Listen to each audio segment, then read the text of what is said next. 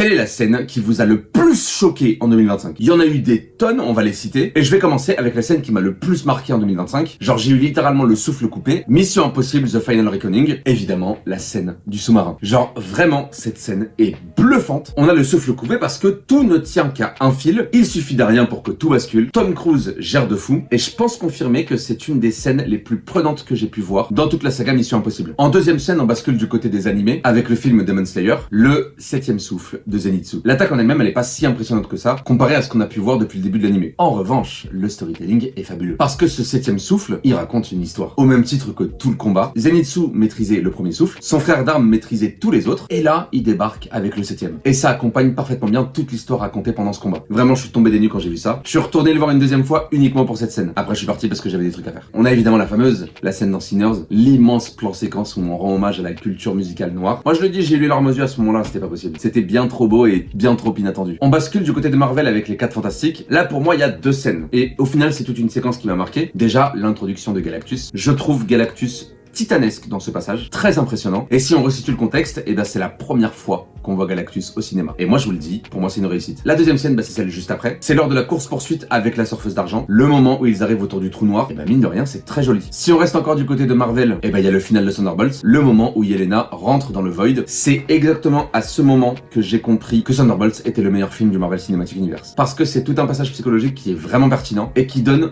tout le message au film. On bascule du côté d'A24 avec Warfare, la fameuse scène de l'embuscade, le moment où le tank explose. Bon déjà la scène est assez dure à voir, mais elle est non seulement très bien rythmée, et surtout assez bouleversante parce qu'on ne s'y attend pas du tout. On reste avec A24 avec Neza 2, et là je dirais quasiment tout le film. Tout le film est un chef-d'œuvre. J'en ai pas beaucoup parlé en 2025, mais je le classe dans le top 10 des meilleurs films que j'ai vu cette année-là. Les films suivants, je les passe très vite en revue, parce que ça ne concerne que leurs chapitres finaux, avec la course finale de F1, qui est pour moi la scène qui va magnifier l'ensemble du film, l'acte final dans Un simple accident, une caméra fixe et 2 personnes qui dialoguent, c'est très fort. S'y rate les dernières minutes parce qu'on ne sait absolument pas comment ça va se finir. Et enfin évanoui, et là il faut que j'explique pourquoi. On a un film qui est globalement un thriller avec un côté un peu horrifique. Ensuite on comprend d'où vient l'origine de la disparition des enfants. Et là t'as ce final complètement burlesque, mais qui est tellement bien scénarisé que pour moi Évanoui est un des films les plus originaux qu'on a pu voir en 2025. Et pour toi, quelle scène t'a marqué en 2025?